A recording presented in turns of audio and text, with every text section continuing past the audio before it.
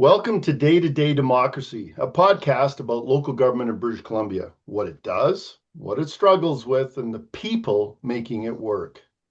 Local government is where democracy meets real life. Expectations are really high, authority is very limited, and resources are tight, and public pressure is relentless these days. I'm Brian Frenkel from Vanderhoof. I'm Arjun Singh. Brian, that was a great. We did the intro so well today. Wow, I'm so excited.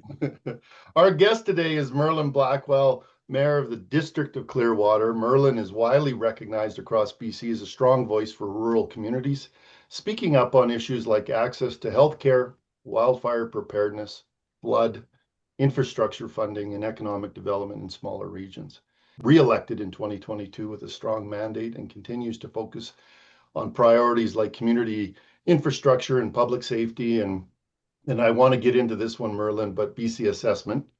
But and also you got ties to tourism with Wells Gray Provincial Park, and you're always working to build long-term resilience for your community of Clearwater and your region of the North Thompson. So welcome, Merlin. Yeah, thanks for having me here today, Brian. Okay, we'll get off with a couple, get into the questions. Arjun. Thanks, Brian. Welcome, Merlin. Merlin and I served together. My background here is Thompson Nicola Regional District Board group picture back in maybe 21 or something like that, and we're all in our masks still and distancing. And so Merlin and I are kind of on this side here. There we go. So Merlin, Clearwater. Tell us a bit about Clearwater and about the North Thompson region, where you're from and where you're serving. How's it going up there? What's a bit of the sketch of the community? Yeah, so Clearwater is a small town on the highway between Kamloops and Jasper. We're about an hour and a quarter north of Kamloops, hour and a half, depending on how fast or slow you drive. There's about 2,400 people in town, but I'm going to say 4,700 in area. We started out definitely sort of as a mix of a logging town and a tourism town with Wells Gray. The mills have all faded over time, but there still are a lot of people in the logging industry working out of here. We're kind of a great place. We've got one of everything, including Wells Gray Park.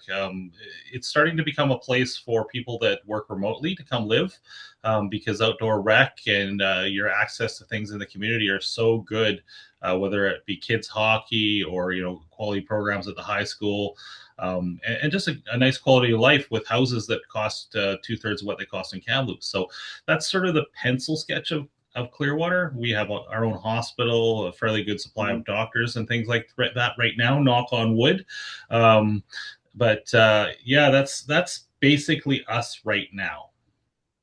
Okay, we've talked a bit about Brian and I will, of course, the podcast, our short history so far about how people serving in local government and smaller communities do a lot of work, and we'd all like to see people be paid. I'd like to see you guys all be paid more because it's certainly a an incredible amount of work that goes on with sometimes with a lot of, well, as we talked about, quite constrained resources. So what does that kind of look like for you folks in terms of, the sort of things you're asked to do and how much money you kind of have to do it? Yeah, no, that's the constant struggle with small regional or rural local governments. I actually, funny that you say that. I put out a paper on my Mayor Merlin Blackwell Facebook page yesterday or the day before yesterday, explaining the basic duties of mayor and council, but also the pay scale. And I think a lot of people are actually shocked when they actually see what the pay scale is. Yeah. But as far as resources go, we're, like I said, give you the rough town size, but we're also very spread out. We have about 70 plus kilometers of road, pipes, water, sewer systems, and things like that. And we operate the whole town on about $6 million annually. If you don't get into sort of the larger projects and the things that sort of come along every once in a while with grants, that is a real struggle for us.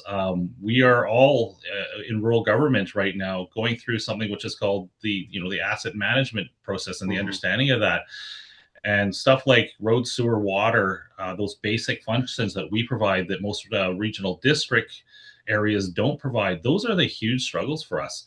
And finding funding for that and keeping going for that. And then, getting the partnerships with the provincial government and other resources to fund the things that we can't take on ourselves. that seems to be sort of a losing battle lately, and that's sort of a thing that I think we're really struggling with, at this time and place. So, And Yeah. just Brian, if I may, a little bit of just Yeah. I'm thinking a bit of bonus question, I guess, is like you folks can't really escape. I mean, you're sort of like in this small town. People can come to your house. People can be in a grocery store. All people in small communities are usually very, very, there's a lot more of a community feel. People are not so maybe sometimes so toxic or so kind of like bashing around the ears all the time. But how does that kind of work in terms of the accessibility of council up there? yeah, for sure. You're never off. You're never off duty as a mayor in a small town. There is no degree of separation between you and your citizens. I did office hours yesterday morning. I had somebody do a walk-in, no appointment, no nothing. They say, "Hey, are you available?" Yeah, okay. This is what happens every day that I go to the grocery store. I was getting a coffee this morning at the coffee shop. 3 or 4 people wanted to have those conversations, Mhm. it's quite a lot of pressure, and sometimes you kind of wonder, where do you draw the lines. I was having this conversation with TNRD chair Barb Roden, who's also the mayor of Ashcroft, and she goes to everything, and at a certain point, do you go to everything? um, it's a lot for, quite frankly, my mayoral salary annually is $24,000. Yeah. And I would say, having, this is my 4th term as an elected official to his council, to his mayor. The first 2 terms as council were a fairly easy time for both mayor and council. Coming into the first term as mayor, we had some local issues like the closure of a mill, and where things start to ramp up, and that sort of pressure on you increases. But COVID and quite frankly, the time post first election of Donald Trump has really changed society and has really put that pressure on you. In public, people are not as polite as they were before, and their expectations are far higher, and they're more instant. They want answers faster than you can provide them as a responsible local government leader. Yeah.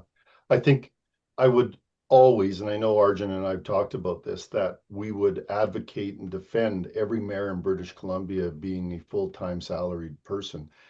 You go back 25 years, maybe that wasn't so much the case, but over the last decade, your role as a mayor has increased because now you're dealing with not only the running of a community, but you're dealing with outside factors such as, your floods of this past winter, fires around you.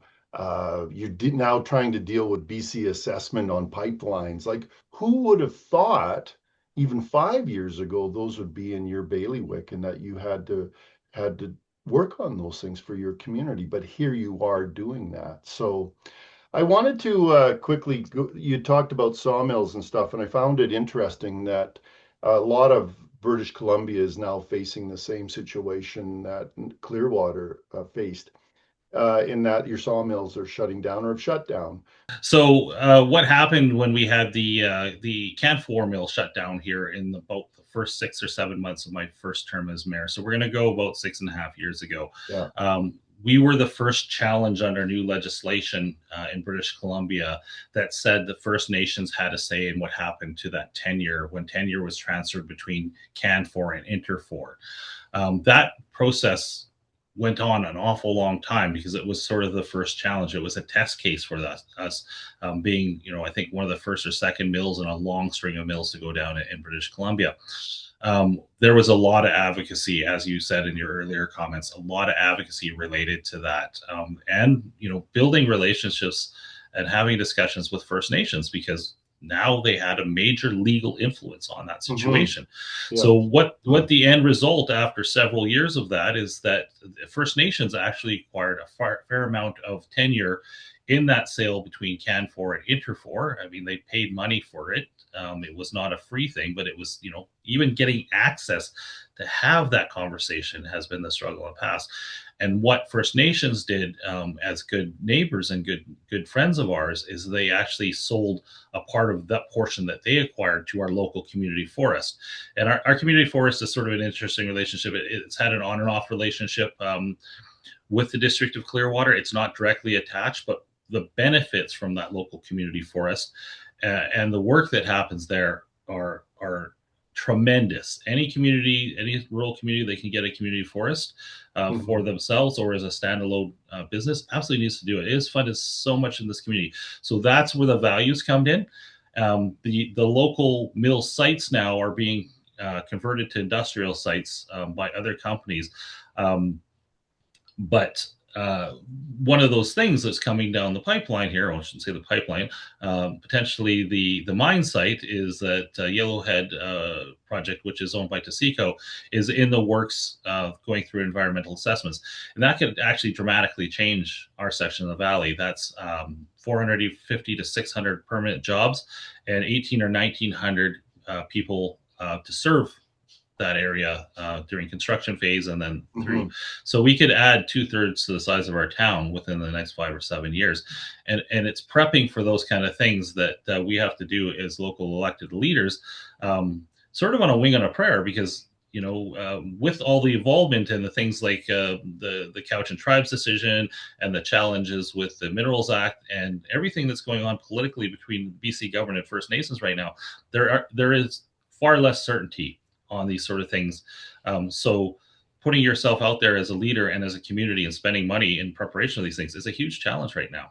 And you only have a finite amount of revenue that can enable you to plan for something that major. So you've got a copper mine coming in that could be coming in that would, double the size of your community. How do you plan for that using the taxation and the revenue that you have? And I think that that's where I feel the province needs to be able to help communities that are rural and smaller throughout British Columbia. So. Yeah, and to your point, I mean, you talk about all the things that are thrown at you. I mean, you talked about, you hinted on healthcare, the advocacy levels that we've had to do, and on this file with the mine, the advocacy levels have been very strong very quickly, but the province isn't reacting necessarily in the way that we want them to. They're really pushing it back on us. They're really saying, you need to find a way to deal with these things. You need to negotiate directly with the mining company to find solutions to these sort of things. It's not like the province, who is going to be one of the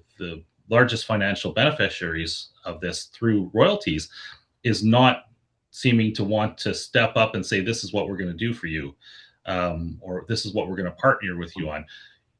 You need to figure out, and that has been sort of the trend in the last 4 or 5 years on so many files that we have to deal with. Okay, Rowan, we can't have you on a podcast not talk about healthcare, you have and your predecessor John Harwood in the role. Clearwater is very, very well known for punching above its weight with advocacy for healthcare, taking that on as a local government. I know yesterday the Premier and Minister Osborne announced I think 400 new people coming into BC as healthcare professionals. When they were asked about how many have left, there was a little more vague with their answer.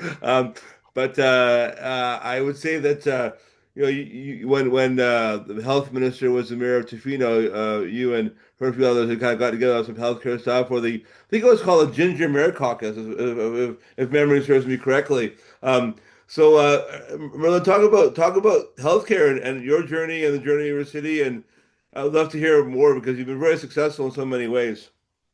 Yeah, healthcare is an interesting advocacy thing. I resisted strongly getting involved in that file when it initially came along, but it quickly became evident that if we didn't get involved as a council and as a community, that we were going to lose. And that's a big thing. So fortunately, I have 2 councillors that are very strong on that file as well. Both of them actually are employed within the health industry itself. One with rural and remote care, and one with Doctors of BC now. And they got into those jobs essentially as an offshoot of the advocacy we're doing. So this goes back to 2021, 2022, when we were starting to see a significant number of closures. I think we had 75 closures before the end of August, I think in 2022 with our local hospital here. We did a lot of advocacy. I did a lot of advocacy. I did a lot of, very forward stuff. I was meeting with interior health reps on a regular basis, our hospital manager. And that was something that just didn't happen before that. I mean, if you ran into them, you might have a conversation, but, demanding meetings and having meetings and that sort of thing. So we came up with a thing where Interior Health came up with a plan, their managers did, that said, we're going to have to shut down your hospital and basically rejig the entire schedule to make it more palatable for people to do. And they did that, and it was, I believe, 2.5, 3 weeks of overnight closures in order to do that. And that's a lot of trust in your community places and you in the system in order to make that happen. But the end result is shortly after that, Interior Health committed to staffing our hospital at all costs with the new schedule. And I think the number of closures has been down to maybe under 20 in the 3.5, 4 years since then. But that required a heck of a lot of pressure on the provincial government. I did a speech at UBCM in 2022 following Adrian Dix that got a lot of attention and it created a lot of power for rural healthcare advocacy. And that notoriety, if you want to call it that, has served our community a lot. It got a lot of respect, and basically told the provincial government that you have to listen to us. And we've sort of dealt with that. And I had a lot of conversations with other mayors, notably recently Mayor Lori Hoffel and the efforts that she's done in Lillooet. Mike Getz in Merritt and others. And I actually quietly advised quite a lot of other mayors across British Columbia. I'll call them up or they'll call me up and we'll have a conversation about things that you can do in your community to keep and recruit doctors and nurses. And I absolutely love what Todd Maffin has been doing on Vancouver Island for his whole thing there. But this is, back to some of your original point, this is not something that is the responsibility of municipal government. And it's, this one, and I'm going to go with law enforcement, and I'm going to go with highway safety. Those are things that are advocacy. But I would say versus some of the things that are my day-to-day chores as a mayor, these things have taken up considerably more time than my day-to-day stuff in the last 4 years. I agree. You're full time. Every mayor in this province is full time. You just got to get that out a little bit more. And $24,000 for a full time job. Yeah, that's a good deal for the District of Clearwater. I think our mayor's a little bit more than that, but I think our communities don't understand how good a deal that they are getting with the mayors that get elected. But we have to pay you what a full time mayor should be. And we need maybe the province to step in or UBCM to step in and say, this is what it's going to be. And it has to be that. We can defend that and put that all into focus for everybody on the hours that you put in. But when we watch the media and we see, the urban centers start to complain about issues that we've been advocating for the last decade, it not makes me giggle, but it does go, well, we've been doing this for 10 years or more for healthcare or for flood mitigation or for whatever it may be. So what are some of those misunderstandings that you see governing small communities that people really don't understand? Yeah, I mean, I've been doing a lot of education online in preparation for the next election to say who does what. What is the regional district responsible? What is the province and the federal government responsible? And I think a lot of people, because we are so accessible, back to that earlier point, they come straight to us on things that are, immigration files. To me, I would generally refer them to my MP. But they're not getting in the door with the MP. So they start with me and then I refer them to the MP after a discussion. Provincial issues to do with highways maintenance, highway patrol. We're short. We have the BC government and the RCMP completely pulled our highway patrol officers out of Clearwater a year and a half ago and promised to restore them, but never have.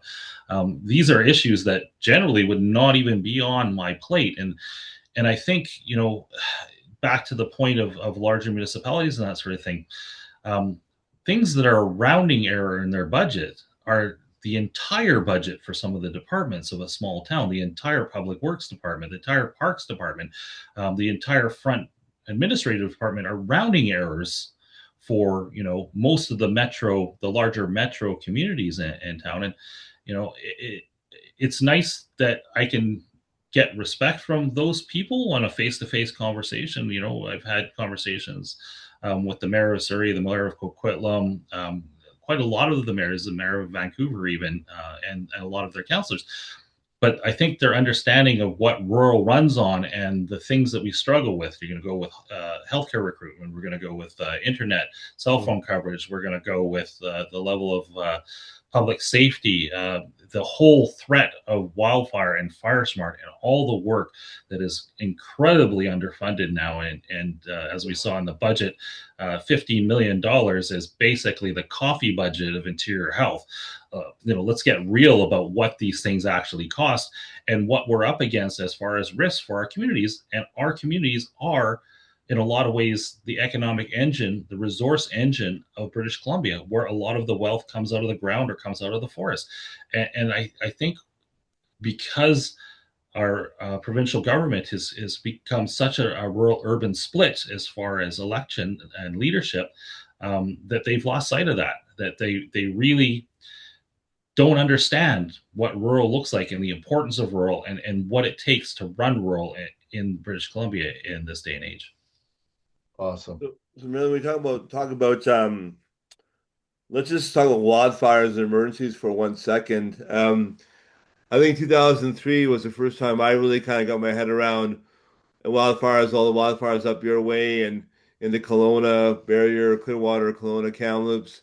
Around then 2017, again, you know, it coming back. And then it's just, I was listening to the fire chief in West Kelowna talk at a conference a while ago in Kelowna, and he was saying that a lot of folks who lost homes in the West Kelowna fire are just building back the same houses. They're not doing anything different. And so, you know, we're facing all these challenges around wildfire, convincing folks fire smarting, prescribed burns, cultural burns. What is your sort of experience and feeling around what we need to do to kind of get ourselves more resilient around these really emerging and very, very critical threats these days?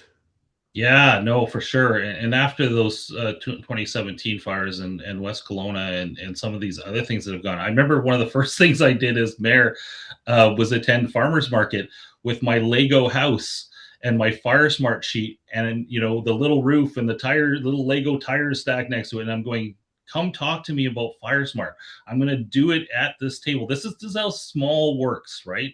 You go there and you convince one person at a time, and you talk about cedar siding and you talk about all these sort of things that people need to deal with. You know, clean up the 3 meters around your house and then go from there and then go from there. This past Monday, my entire afternoon was a wildfire fire smart meeting, a round table with emergency officials from Kamloops all the way to our region, forestry, BC timber sales, all the fire chiefs. We had a good 3.5 hour catered by the District of Clearwater, paid for by the District of Clearwater conversation about what we need to do with fire smart. And it involves everybody. It involves the province. But the province for our section of the valley has pulled back. BC Wildfire Service crews are no longer stationed here. Talking to local managers and people in the know, our forestry office here is threatened with closure imminently here. It's down to less than 20 employees for a very large building that is falling apart. The things that we need to do as a result of this is we need to make new partners. We need to make partners with the community forest, and the community forest, which essentially surrounds Clearwater, and First Nations interests that surround forestry interests that surround Clearwater. They are going to start partnering with us on fire smart prevention and fire prevention work around our town. But they're also talking about partnering in town. Clearwater, like many rural towns, has a lot of trees, a lot of forested private land within our boundaries. And that's equally a risk now that we've seen things like West Kelowna, where embers jump lakes, that we need to start dealing with those things. But private landowners don't really understand how to remove trees and how to fire smart on a scale that they need to without losing their shirts on it. And fortunately, our community forest, in conjunction with our full-time fire smart coordinator and our initial attack crew that we've purchased and created ourselves with gear, because BC Wildfire Service has stepped away from our section of the valley. All of that stuff is working together to start working on problems like that. The community forest is looking at becoming basically a broker for both the logging and for the sale of the timber that comes off of private land holdings within Clearwater. And I'm not talking woodlots. I'm talking about people with a 10-acre hobby farm with 8 acres of it is, mixed first spruce pine. This is the nitty gritty that we're now getting into that, quite frankly, was not our thing before 2015. I mean, we thought about it in 2003, but the last 10 years of climate change and climate change mitigation and adaptation that we've had to look at, this is where the push is coming now. And this is where we have to put the pressure on it. And it's this careful balance between getting that work started at a sustainable pace, but also not freaking out your residents to the point where they're expecting something more than you can provide. And you don't want to cause panic, but you want people to buy in and get on board. Yeah, I agree. I can't let you go without asking you about BC assessment, Merlin. A lot of communities in British Columbia are seeing economic change, whether it's pipelines, mines, forestry leaving, all of those things. BC assessment seems to have a non-communication issue that they do not communicate, and then all of a sudden, especially in our area, we had 3 mills: Houston, Mayor Brennan, Mayor Story, and Fraser Lake, and Mayor Moutre here all had to deal with massive cuts because those corporations went and said, okay, the mill's still there, but we're going to call it a non-working mill. And then that cut the assessment in half. But you're dealing with pipelines with BC assessment and probably lack of communication. Give us your thoughts on BC assessment. Yeah, BC assessment is an interesting thing. I thought they were the most benign agency going. We would have them up to council once every couple of years to explain how the system works.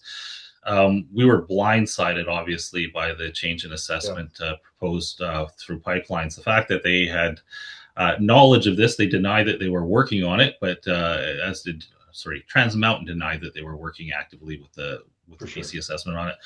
But 10 years of pre-knowledge, pre-awareness that this was coming, and then we get it in last September, and only if you were really, really paying attention to your email, because that was how it was communicated out in sort of a generic email. So the District of Clearwater was looking at basically an 8% tax cut instantly, $259,000, depending on how you slice the pie, which is devastating. I mean, that's hugely devastating. That's basically all of your discretionary ability, things that you can change. I mean, all your little programs would have to go away in 1 year. So myself, I'm going to go with the Mayor of Hope, was instrumental in getting things, Mayor Smith and Hope, getting sort of things pumped up. But we went really hard at BC assessment, at the BC government, and at Trans Mountain, quite frankly, and other pipeline companies, to get awareness around the fact that this was absolutely devastating, and it just could not go ahead as planned. Got a heck of a lot of media attention, thankfully, and got to the point where the finance minister had to make a decision to do something, and her decision at this point is to hold off on dealing with this, because the time had run out. The time, especially for regional districts, had run out because of their budget cycle has to happen. I mean, they basically had a month and a half, 2 months to incorporate these cuts, and some of them are massive for some of these areas. Like, we're talking 20-30% almost for some of these areas. So fortunately, Minister Bailey has held off on that. That said, we don't know what the long-term answer is here. We do not know if this year we're going to see that cut. What the pipelines proposed and what BC assessment did seems to be very legally defensible. So I have a feeling that the pipelines will take it to court if the government was to say, we're just not going to do this. Yeah. So some form of this is coming down, and I think we are going to continue to advocate with the province that this, if it does come in, be spaced out over multiple years, 2% or 3% at a time over 5-6 years, because it's devastating. Back to the $6 million we run on, all of a sudden we're running on 575 or something like that. We need something else in order to compensate for this, and this is at a time where we're just being stacked with downloads from the provincial government over and over. Another thing that we're advocating for, but also another thing that we're having to take responsibility for, or recruit for, or pick something. We're losing on a regular basis on pretty much everything, without the minor wins that we used to be able to go back to our citizens and say, hey, this is why you have us. This is why you keep electing us. I can't win on small things right now, and then we take huge losses like this with no real explanation or compensation for them. I mean, it's a real hard time for rural small government. Yeah, I agree. It feels like we're in a chess game that we can't win, whether it's Can4 or Trans Mountain. They are working behind the scenes as much as they are for the betterment of themselves and not the communities that they run through. So that we're always behind in this chess game. So Can I just ask a quick question about because we've talked a lot today about limited financial capacity, the sort of stresses of downloads, the sort of obviously assessments, changing various things when that happens. I know that for many years, and we've all been on the EBCM board at various times. There's been that sort of that advocacy or that work to try to restructure the whole financial situation of local governments. I'm just not clear where that is right now. Is that anything alive? Is there any conversation around that kind of going on in terms of the strong fiscal future stuff that EBCM was kind of doing over the years? Yeah, I think the biggest active file right now is asset management, which is getting all of our small communities that are doing that work a real understanding of what we're facing. We just did a series of road and surveys and reports and plans. We've also done it for water and sewer and stormwater infrastructure. We're really, for the first time, starting to understand the financial issues that we're facing, and also understanding the taxation planning that we're going to have to implement in order to meet those targets of basically sustainability, digging the hole, replacing the pipe fails 50 years down the road, and what's the cost to replace it 50 years down the road, and how do you start planning for that in fire trucks and everything else right now, end of life things. I don't know really, the province is really talking to us like lecturing us a little bit like dad who's angry with us sometimes. Oregon, was Premier Dad. EB, not quite so much, but they're trying, I guess. But there's a lot of pain involved in coming to these understandings, and there's a lot of strategy when it comes to finances and coming to these understandings. And it would be really nice if the province could step up and help us in some ways with even just the small wins, just some of the grants and that sort of thing. That could help us with some of these, bridge us comfortably into these infrastructure issues with bridges and roads and things like that we're facing. But it's just basically, it feels like hard withdrawal right now, trying to get even the smallest accomplishments or favors or financial asks out of the province. And I think that's where small communities are really struggling right now. I think you said it. All we need is a couple of their coffee budgets, and we could do big things in our community. So I appreciate that. Hey, Merlin, we're getting close to the end here. General voting day coming up this year is October 17th. Usually there's a nomination period at the beginning of September. What words of advice could you give to folks that are really interested to seek and represent their communities? I think there's never been a more critical time to represent your community. We are facing a time of post-truth and disinformation. I work on a couple panels with that, with organizations. we really need to hold the line and stand ground. The good people of this province, the people that are working, in a full reality and have good intentions and good values, you need to take responsibility for your communities in a way that you haven't before, because there are a lot of people motivated by a lot of things that don't believe in good values and good intentions, that really want to take a role in your communities, and I don't think that's going to do us any good in the long run. Your communities are valuable. You think of the volunteers, you think of everybody that is there doing the right things, the good things. If we don't have good, strong leadership going into and after this next election, our communities are going to suffer. So this is the time, and I know it's not easy. I mean, I think everybody understands that being a local elected leader right now is not exactly all rose, but now is the time to stand up for your communities. Yeah, no, I appreciate that. That's great advice, Merlin. And yeah, I want to thank you very much. It's good to see you again. And yeah, keeping on, brother. We appreciate all the work you're doing up there. And Clearwater is a place that, I mean, I certainly come to know as a place that punches above its weight in our region and in the province. So keep on doing what you're doing. Yeah, knock Thanks, on Merlin. wood. Got to keep going. Thanks. Have a good day. Yeah, thanks. That was a great conversation with Mayor Blackwell from Clearwater. Our next podcast coming up will be with Councillor Pete Fry. Looking Ooh, forward to big that. city guy, big Big city city guy. guy. So I'm really looking forward to that one, and we'll have that posted and uploaded on April 5th. And looking forward to it. Arjun? Yeah, thanks, Brian. This has been so much fun. Podcast number 4, and I think that's in the book, so that's wonderful. I just love talking to all these folks. We've been having these guests with Gladys Attrell, Mayor of Smithers, and Mayor Merlin Blackwell from Clearwater. And like I say, behind me is quite an interesting photograph of the TNRD board back in 2021 or two, whatever that was. And Merlin and I served on that board together. It was a challenging time for sure. But yeah, and it always reminds me, just the amazing work that's happening across the province, and also not only the amazing work, but how people are finding solutions, local solutions Yeah.